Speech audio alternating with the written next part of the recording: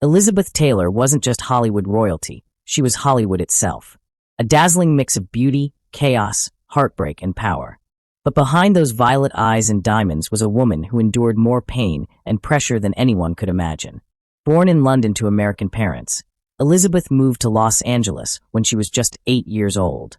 Her father was an art dealer, her mother an actress, and it was her mom who introduced her to the world that would define her life: film.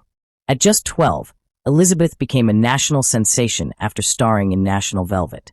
That role turned her into America's sweetheart overnight. But fame came at a price. Her father, unable to handle her success, became abusive, leaving scars that would follow her for life. Years later, in an emotional interview with Barbara Walters, Taylor reflected on those dark moments. She admitted her father's insecurities and drinking often led to violence, but somehow she learned to forgive him. "I know he didn't mean to do it," she said softly. "He didn't know what he was doing." Like many child stars, Elizabeth was thrust into a world that used her more than it protected her. In a 1987 Rolling Stone interview, she revealed, "I was used from the day I was a child. I never felt safe."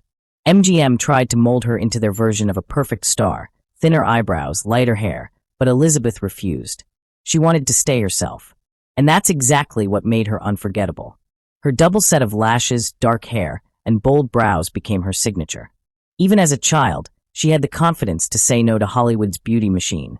By 1960, she was unstoppable, an A-list superstar with an Academy Award for Butterfield 8. But ironically, she hated that movie.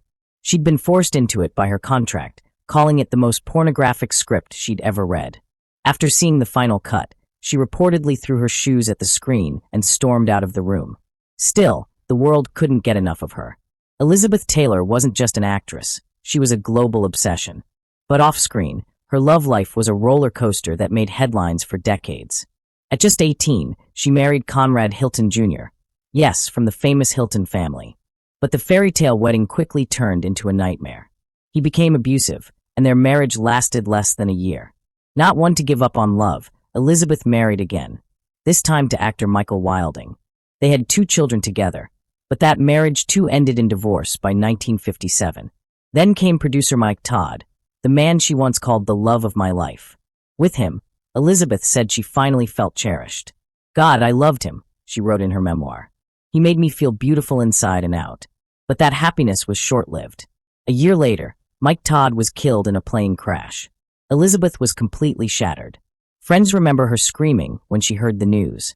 As she grieved, a new comfort entered her life: singer Eddie Fisher, who was married to her friend Debbie Reynolds at the time.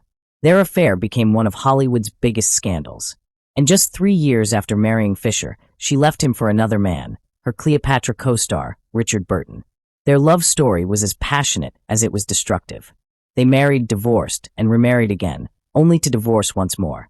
The press called them Liz and Dick, a nickname that followed them through a decade of fights, diamonds, and deep love.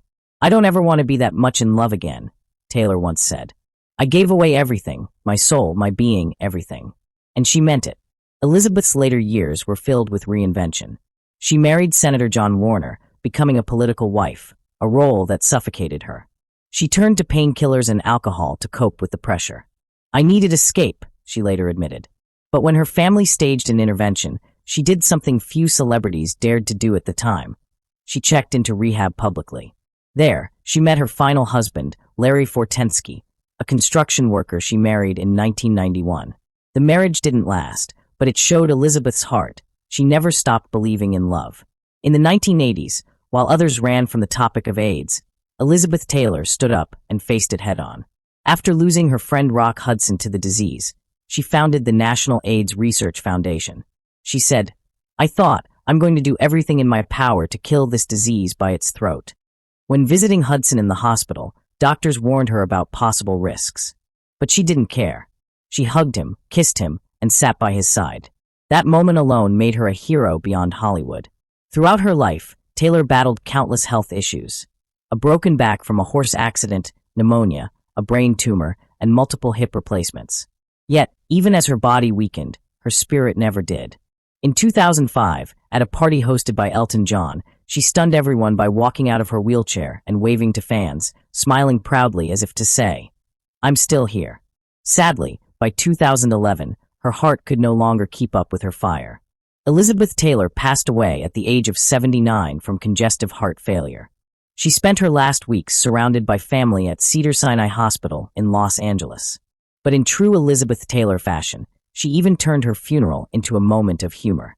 Her lifelong joke about always being late, she made it her final wish. Her funeral began 15 minutes behind schedule because, as she said, "I want to be late to my own funeral." Elizabeth Taylor lived boldly, loved fiercely, and left behind a legacy that will never fade.